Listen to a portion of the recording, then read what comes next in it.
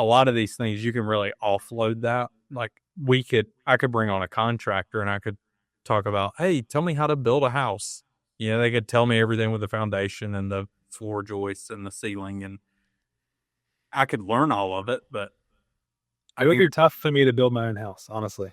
Yeah. I always had to take me a couple of years to like get the skills and practice. And I'm like, what's the use in that when I can hire someone to do it? Yeah. And I always ask people whenever they say, hey, I built my own house, I always ask, would you do it again? 99.9% of the time, you want to know what they say? No. Not worth it. Not worth the stress. And so some people build their own financial house and wonder why they're stressed. Welcome to the show. This is the Build Big, Live Bigger podcast. This is where you get real clarity about retirement so you can build a plan that blesses your life instead of becoming it. We'll share what you need to hear to replace worry with confidence, protect what you've built, and actually live your dreams, not your fears in retirement. Let's dive in. Podcast episode 14. My name is Jonathan Burgess. I'm your host of the Build Big, Live Bigger podcast. I'm here with Luke Maloney Grimes, my wonderful co-host who actually ditched me last week.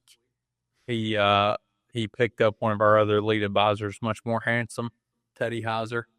But we'll forgive you for that, I guess. Teddy did a good job. He's a natural. Awesome. Well, today what we're going to be talking about is balancing growth and safety in your retirement portfolio. So it's funny, every time I text or email Luke to come up with a podcast episode, he always goes back to portfolio construction, which is what you love to do. I don't think I've ever gotten any other response other than portfolio construction. So we're going to let you nerd out today. It's funny, we'll compare our two personal investment philosophies, so the majority of this is going to be framed towards retirees, but I think in general, knowing how we both do it, which is very similar to what we do for our clients. Obviously, there's an age gap between us and our clients. So, we may be a touch more speculative than they would be, but you and I have two totally different personal investing philosophies. So I'm excited to dive into that. And, I trust Luke implicitly. He will tell you that he has come across my office a few times in the past and been like, hey, I'm purchasing this position. I'll walk by his desk with a trade receipt showing where I made that same trade and did not look into it at all. I literally just took Luke's word for it. So, and all of them have worked actually. So they've done pretty well lately. So let's go into, our investment methodology. I know we've covered it before, but you obviously had a different tone that you wanted to take with this episode. So let's hear it, Luke. What do you got for us? Yeah, for sure. And we can just, free roll as we go. I mean, I think it's every time that you've asked me, what do I want to talk about on the podcast? It's true. I've responded saying, oh, why don't we talk about investments or something related to investments? Because it really is, the core of my passion and really is the reason I'm even in this industry. So coming into this business, it's been amazing to grow my skill set comprehensively, and all things outside of investments as well, like planning. But the original passion is for me, investments and growing a portfolio as much as possible. And so if I could frame it in the way that it's really geared toward retirees, is that many retirees do need growth. They can't be completely just in low yielding safe money, especially if you want to outpace inflation as well. So, growth is a very important aspect. That's going to help take you to the promised land. It's going to help make sure that you don't run out of money, and that you have plenty if you want to leave a legacy, especially. So I'm excited to talk about maybe a little more toward the growth portion as well. And by the way, this could be, a 10, 20 part series because this is something that I could talk about all day. But I just really enjoy it. So anyway, enough of that. We'll go on to essentially maybe some of the principles and some of the things that I look into and some of the background on me and my philosophy and how I've kind of gotten here. But at the end of the day, we don't chase returns. We don't just go into whatever's hot in the moment. we really build conviction in what we own. I know that we definitely share that. Yeah, for sure.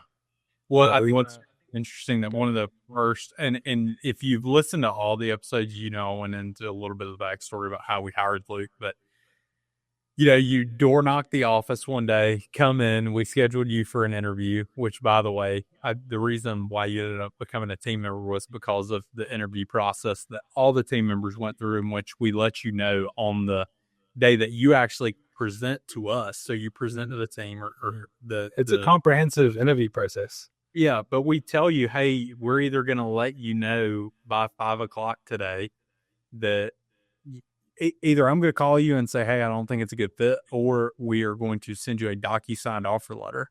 And, I think that provides a lot of clarity. But whenever Luke came in for his final presentation, maybe it was interview 2, I don't know, because you go through 3, but you came in with this discounted cash flow analysis, which is a way to value stocks, by the way, if you've never heard that term.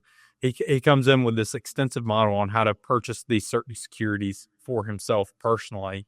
And honestly, it was better than what I've seen any advisor present to a client. So I was like, yeah, this guy's passionate about investments. He obviously, knows what he's doing. His returns speak for it. And you didn't have anything in the portfolio.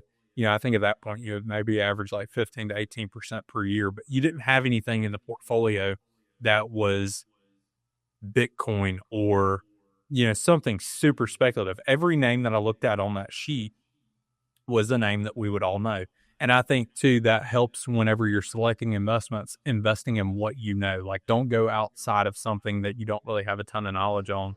And, the funny part is I've seen so many retirees, whenever we come in and we do this detailed analysis for them in a second meeting before they ever become a client, our team really goes deep on their current positions, what they own.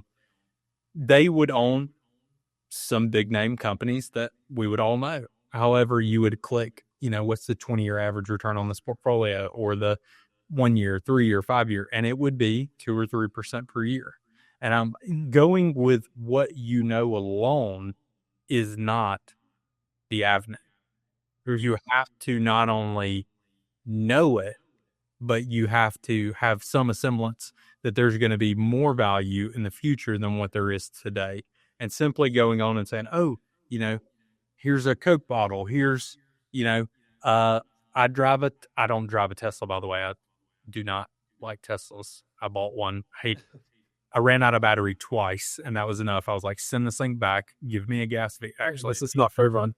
Yeah, we're in South Carolina. I drive a diesel truck. But anyway, somebody asked me, they said, what do you pull with that thing? I told them my ego. I totally don't have an ego, but I said my ego. Just as anytime somebody asks me what I'll pull with it. But yeah, I think going back and centering back to this, just the idea of knowing, what it is you're buying and putting in your portfolio, and also knowing that there's embedded value, like, hey, this is selling at a discount, which is what I love. And I think that primarily what you focus on is, it's okay, do I not only know the company, but is there a layer of value that has yet to be tapped into that I can tap into by becoming an owner at this stage of this company? So, I'd love for you to go through some of your personal investment methodologies, and then maybe here in a minute we can crisscross and how that applies to our clients. Because I know that the majority of people listening to this do not care about making. Of course they do, right? Every person wants to make 20 or 30% per year, but most retirees are thinking, how do I not lose 20, 30% per year, which is a totally different mindset to be in. And what's actually interesting is that 95% of the process, or like a huge proportion of the process that I've built personally, is about safety and risk mitigation. It's not just about getting higher returns. It's about gaining as much safety throughout the process as possible, which is actually really interesting. On the growth side, we think more aggressive, and aggressive is like a label that, we put on the growth portion in the industry. But aggressive, is a very surface level term. But in my mind, the way that I invest is actually very safe in a lot of ways. And those are some, that's background that I can bring, I think, to this firm. And I think, so originally, the reason I got so passionate about investing is that I didn't grow up with a whole lot of money. I know that neither of us really did. And so there was struggle in my family from a young age. And, I was the first person in my family to go to college, and I went to college. And 1 year in, I came across this movie called Becoming Warren Buffett. Have you seen that movie, by the way? No, I need to watch it. It's great. It's on YouTube. I think we might have talked about this before on the podcast, but it really showed me what was possible if you could manage your money properly and prudently. Like, because the sky's the limit, really, if you can manage your money properly. So anyway, after that point, I changed my degree to finance and economics to learn how to maximize money, essentially, and how it fits into the broader system. And anyway, since then, that passion has really snowballed hugely. I've read countless investing books from many of the great investors, and as I've built my personal process, which outflows into the work that I do at this company, there have been many great teachers and idols that I've looked up to build the best process, not just a process, but the best. And if you look at the best investors that have ever lived, you have many people may not know these names, but some might stand out. But Benjamin Graham, for instance, Warren Buffett, Charlie Munger, Peter Lynch, and there's a lot of great upcoming investors as well, like Lee Liu, Guy Spear, Manish Prabhai, Pulak Prasad, and there's many books on all of these great investors, and there's many similarities between their processes. So I've tried to really cherry pick and take the best of the best and implement it in my own way and build my own process in my own way. So anyway, over a long period of time, I've come up with a process, and all of this background really feeds into my role on the investment committee. Like I can help a lot. We all bring our different perspectives, but this is why you want to outsource great firms like us, because there's so much to learn. And as Warren Buffett says, the more you learn, the more you earn. Right. Yeah. And so, again, coming here to the firm, we have over 100 years of experience. I just have my experience. I can bring a lot to the table, but there's a lot of experience here, and in a way you can outsource that learning. Yeah, so I think we're actually approaching 200 years now. Really? I need to go. Yeah, especially with the addition of the recent team members. Yeah, I think. Oh, wow. 200. I need to update my number. Yeah. Yeah. So, but yeah, a lot of mines. And the other thing is, whenever you outsource, you are generally, taking what and saying, okay, maybe I don't know everything, and they're who have dedicated their life to this craft.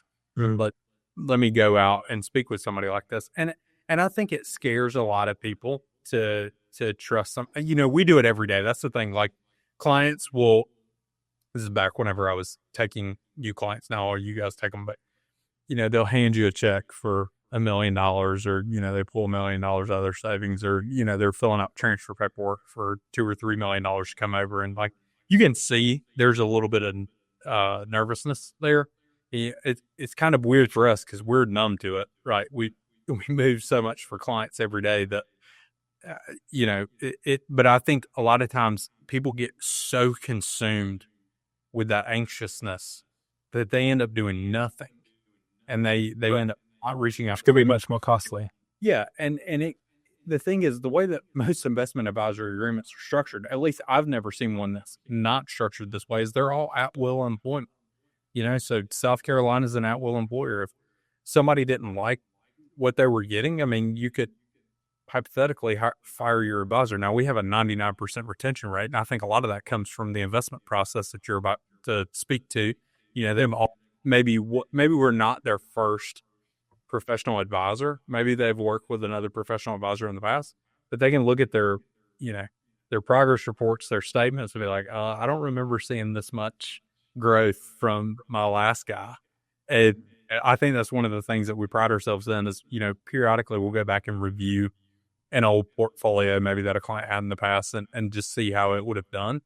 And, 9 times out of 10, we're ahead by, sometimes 1%, sometimes 10%. I mean, it's insane, but yeah, I think a lot of people let that nervousness get to them when they're making a financial decision. They're like, I'd rather just sit still and do nothing than, trust someone to do this for me. So yeah, I know you guys spend a lot of time going through on the investment team and talking about new ideas. So yeah, I'm excited to hear your personal, which I know we've talked about your personal framework, but to kind of share it with the world, I think is really important too, because I have my own way of doing it. And, a lot of times I'll let that override. I mean, y'all have heard me so many times say, well, where is this on the 13F filing, which we'll tell you what that is in a minute. But yeah, let's go through your process a little bit more, and how do you actually, because you could take us all the way from idea generation.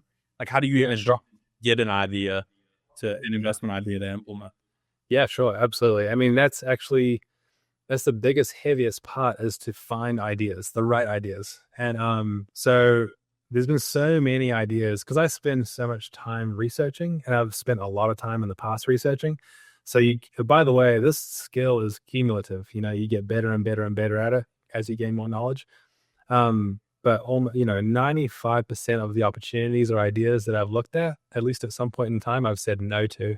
So, a huge amount of, investment success is saying no to subpar opportunities or opportunities that you just don't know about enough. So yeah, that does take a long time. What you actually see as the finished product, the portfolio, is only just the tip of the iceberg. It's really the end result of 100 no's or 1,000 no's. So it's not just what you're looking at; it's what you're not looking at, which is important.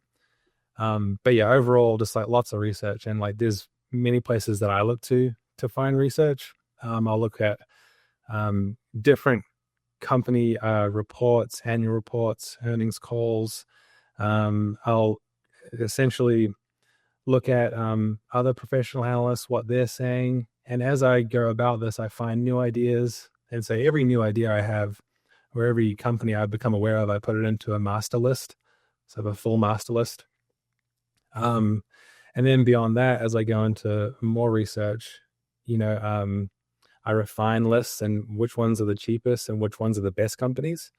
And ultimately, I'll build my own value of what each company is worth. Like, for instance, if you were to go out there and buy a house, let's just say the comparables are $200,000 per house in this neighborhood. And based on rental yields, you should get about $200,000 for this house as well. But if that house was selling for $1 million, well, they wanted $1 million. Are you going to buy it? Depending, but probably not. Like as an investment, it's probably not the best idea because you're buying it very expensive, at a very expensive valuation. And it's the same thing with investing in businesses or stocks, especially if you're trying to buy one company and, you're putting a lot of your money into one idea, not just a fund of ideas, but into one idea. So that all of these things come into consideration.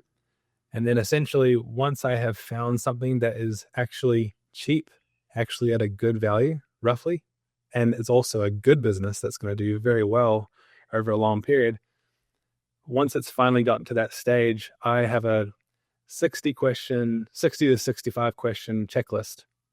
I go through each point, and if it doesn't meet the criteria of, is it cheap enough? Do I understand it enough? Does it have too much debt? All of these things. If it doesn't meet the criteria, I have to say no.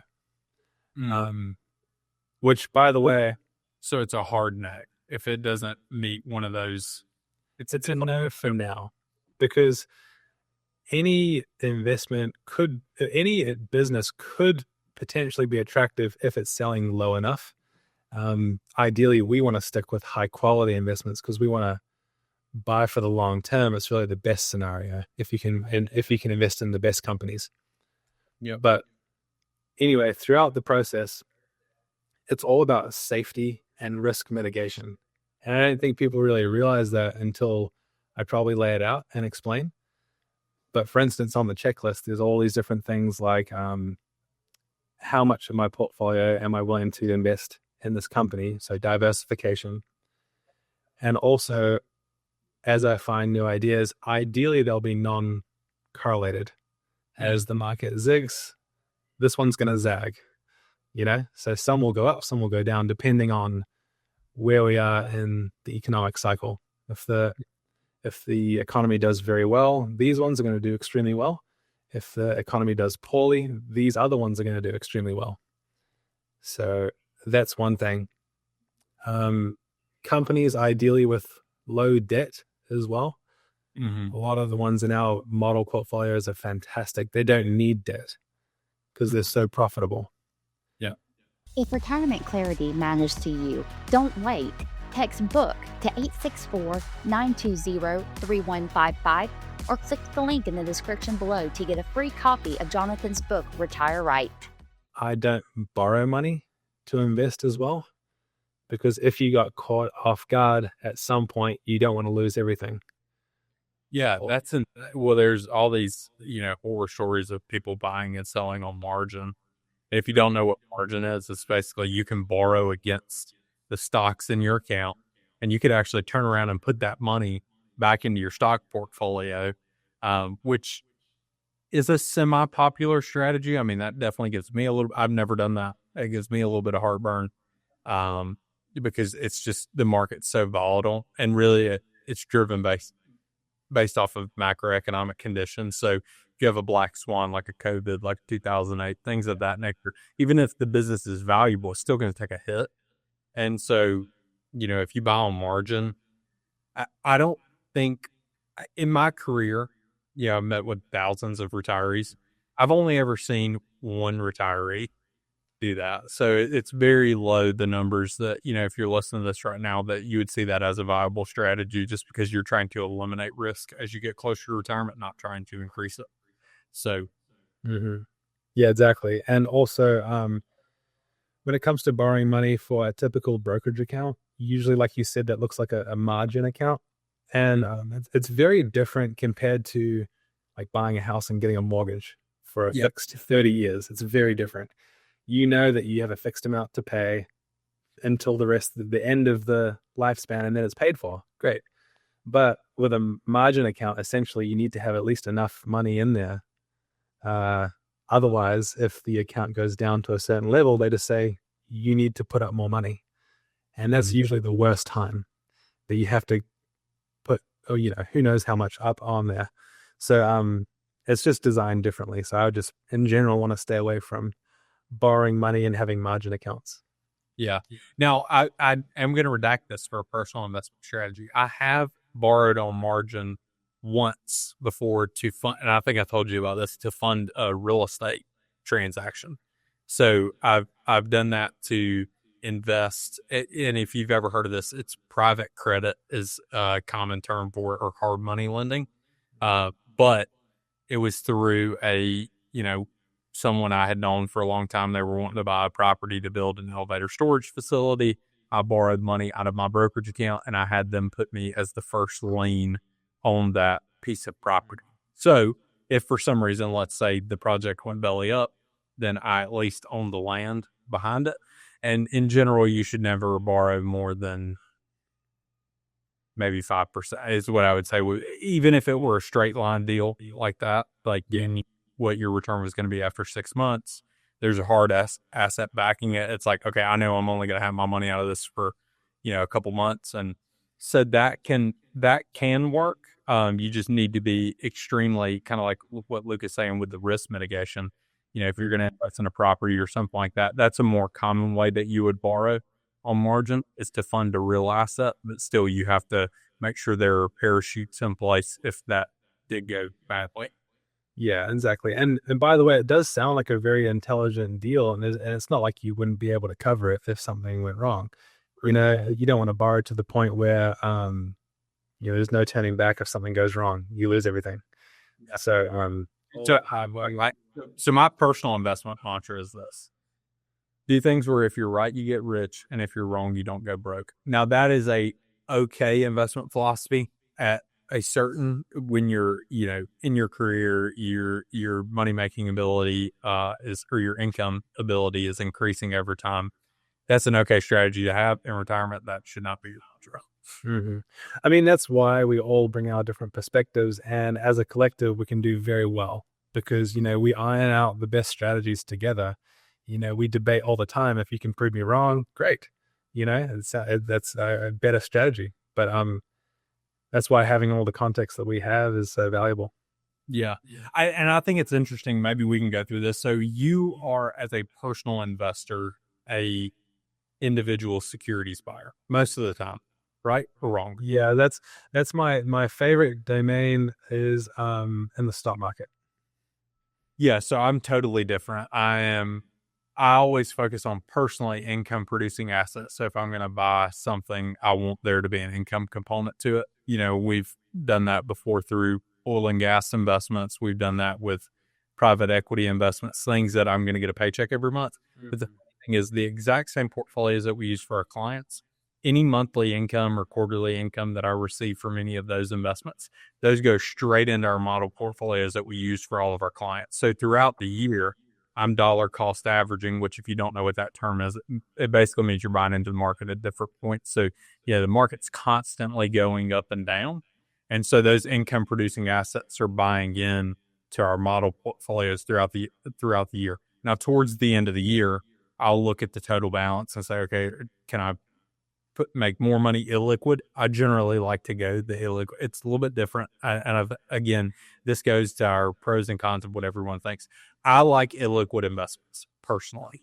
I like illiquid income producing assets. It's always been where my mind has gone. And the reason that it does is if I invest in something and I don't have access to the capital, I have to go and create more.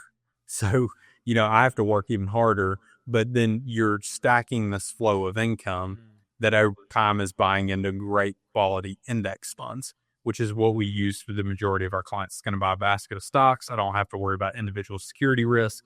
And so, that's always been my go-to strategy, is actually what we use for our clients. So some of our clients who are in their 70s and 80s, I actually have the same exact portfolio that they do. I'm just taking my personal capital, putting it into income producing assets, buying back into those model portfolios. And once or twice a year, I'll go in and liquidate some of that, put it into more illiquid investments. And those are compounding and growing, but I can't touch them. Yeah, I like that philosophy too. It's a great virtuous cycle that, is going to be working for you. It's just going to be compounding like the snowball, Yeah. I love that.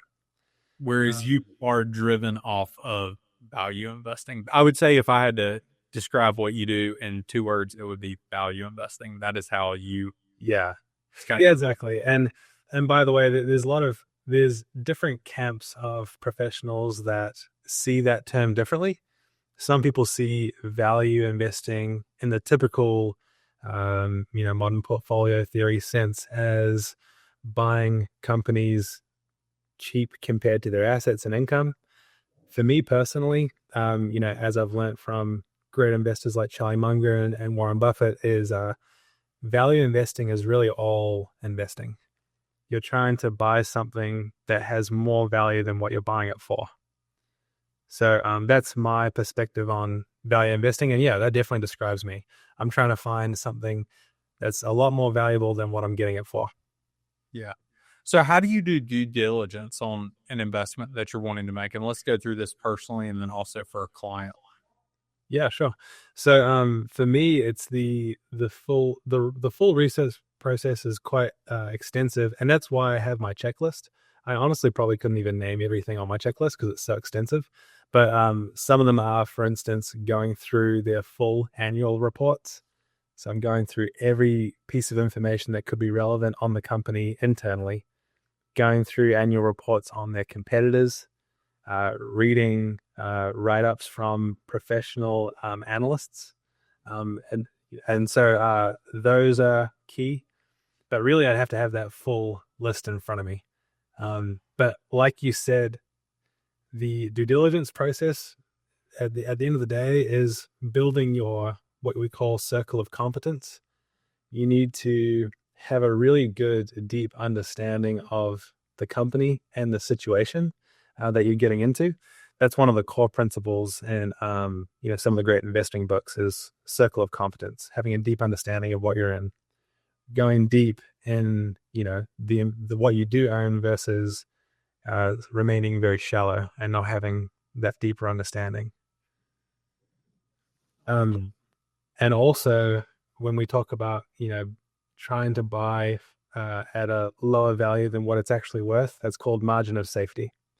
And that is one of the risk mitigation strategies is because even if things didn't go completely according to plan, I'm still buying actually at a really good discount.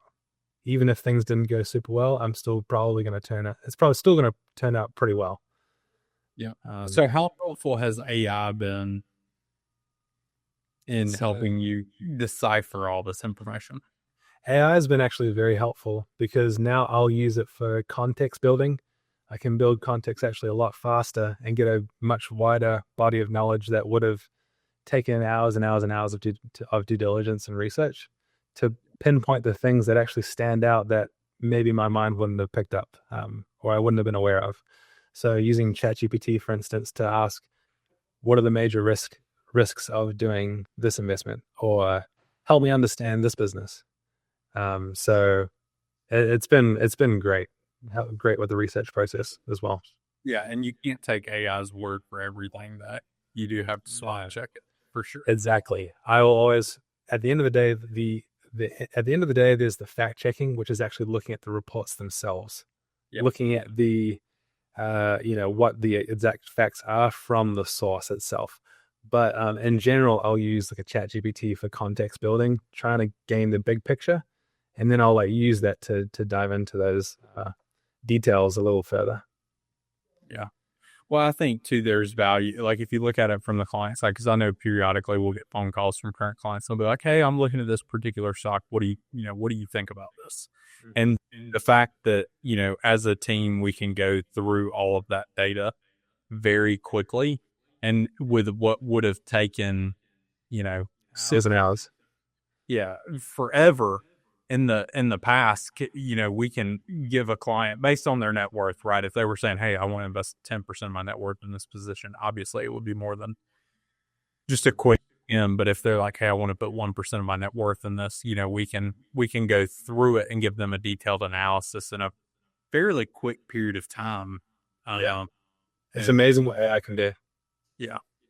So as far as clients go with due diligence, obviously you have a much more extensive knowledge base to tap into. But if a client's doing due diligence on an investment, what would you suggest? Where should they start? Where would they start? I think so. I used to start with some of the research providers like Morningstar. Honestly, sometimes I would use Wikipedia for gaining context, even though it's not completely accurate, like ChatGPT isn't. But I think building the big picture is important, so you don't have some area that you're completely blind to, if that makes sense. But at the end of the day, if you really do want to be like a true value investor and really get to the facts themselves and understand the companies in depth, I would say reading the annual reports. Every company has to put out a 10K, which is an SEC filing. Essentially, which means it's an annual report. Each year they have to describe everything that's going on with the business, all of the risks, where their financials are, and it has all the details in there. And so starting there, or not starting there, but at least ending there before you make a decision, and then staying updated with quarterly reports. Every quarter they have to do like a mini summary of their financial status and where they are in the competitive landscape, essentially. So I would say at least in that. Work to do, Luke. It's a lot of work. And, it is a lot of work, but for me, it's worth it. When I was talking about my, originally how I got so interested in this subject and why I built, why I did choose to go this route and build this knowledge base is because if there was one thing I could be very, very good at least in a professional sense, I want to be a good husband, a good family member, a good son, and all of that. But in a professional sense, if there's one thing I could be very good at, it would be investing. Which is why I think it's so important that I think if you're doing due diligence as a client, right, it's always important. You should check, you should, take the time to know what it is you're doing. But if you find an advisor that you really trust and you're like, okay, this person is basically dedicated their life to this craft, like, I know most of the people listening to this are not going to go and rip out a 10K report for Apple. But when you have the right team, one of the best questions you can ask them is, how do you arrive at the conclusion of what to invest my money in? Like, what are your investment methodologies? What are you guys doing on a regular basis to stay updated and make sure that you're in tune with what's going on in the world? They should have a very good answer to that question. Yeah, definitely. And if they are following through on those things, you can, to some extent, shut off this portion of your brain, trust this person, just pay them a reasonable annual management fee, and you go live your life. And that's what most of our clients want to do. They don't want to go through a 10K. They don't want to go and look at the quarterly reports, read through them. They want to just say, these are my assets. Please manage them effectively, and I will see you in 12 months. And some people want to chat every 6 months. Some people want a quarterly call. It all depends on to the level that the client wants to be involved. But a lot of these things, you can really offload that. I could bring on a contractor and I could talk about, hey, tell me how to build a house. They could tell me everything with the foundation and the floor joists and the ceiling, and I could learn all of it. But it would be tough for me to build my own house, honestly. Yeah, I always had to take me a couple of years to get the skills and practice. And I'm like, what's the use in that when I can hire someone to do it? Yeah. And I always ask people whenever they say, hey, I built my own house, I always ask, would you do it again? 99.9% of the time, you want to know what they say? No. Not worth it. Not worth the stress. And so some people build their own financial house and wonder why they're stressed. It's because whenever you give a simple example like building your own home, physically we can see it, right? Oh my gosh, I'm going to have to cut these, 2x4s the right length and make sure the concrete's poured correctly. And it for some reason, a physical house hits, but a financial house doesn't. Right. So if you're not dedicating your life to that craft, I mean, there's going to be potential pitfalls, areas that you may have missed. Could have turned out a lot better, could have been way too much work, for not enough result, all of those things. Yeah, I think one of the other things is you're doing due diligence, and this is one of the nice things about the software that we own and use to make investment recommendations. The break-even points on investments, to me, that is the most valuable bit of information that's out there, is how long, based on the way the portfolio is set up today, if we go through a recession, how long does it take you to get back to, you can get above water? And what I mean by that is when an investment starts to go down, how long does it take it to go down for it to come back up and get back to its original value? And I think a lot of times that is information that I think you could find online, but it would be very hard for a consumer I actually don't know of any data other than advisor data, which is expensive. I mean, we pay a ton of money every year for software, but I don't know how. It'd be very hard without our softwares. Yeah, I don't know how anyone could feel totally confident if they did. I remember the first time I ever saw that data, I was like, oh my gosh, for a retiree, this is everything you should ever want to know about. How quickly, because a lot of times we talk about risk score, but we don't ever talk about, roller coaster score, right? If you're going to go on a roller coaster and the thing was all the way up here 50 feet in the air and it drops 50 feet and you're only down for 2 seconds, then you're right back up to where you are. That's a little bit scary, right? But it's manageable because of the amount of time. Whereas if you were on a roller coaster and it was a 13% grade or something for 2 hours, I'd want to puke after 2 hours. It wouldn't matter. Even the slide downhill, it didn't go that much. Gosh, it took that thing forever to get back up to, level and to feel okay. And I think that's such an overlooked item in portfolio construction. And I think I have a simpler approach than you do. I'm very much index funds, and that's kind of my, and that's what you use for clients. But I think it is very important though, how resilient are your investments in hard times? Yeah. I think that is a core part of the process for sure. 100%. So if I go back and look at, some of the things that have helped our clients be very successful, it is, number one, they have the ability to make a decision and go out and say, okay, I'm not the best in the world at this thing. Let me find someone. Some of the people found us through copious amounts of research. Some people, it was just right time, right place. They were like, hey, we got to fix this. And, they walked in, hey, I'm ready to roll. I need to hire somebody. But the things that I look back on that have made our clients successful is it's having that strong foundation in their investment portfolio where they don't really have to worry about the markets per se on the income side of their portfolio. So, what's going to be paying you every month, you don't have to worry about it going down. I think that's been very impactful for a lot of clients. They can sleep at night. And then we nerd out on the investment side. Like it really, like if I look at the core of the investment team, we've got we've got Matt. Matt's got a copious amount of experience. Teddy, Tyler, Chris Franklin's a CFP. Like all the Kyle, before he came on with the firm, was actually a day trader. So it's like all these different sides, and it all filters through the big money lens. And it's got to pass. I mean, you got to pass 7 extremely competent advisors before you're ever going to get to the moment of implementation.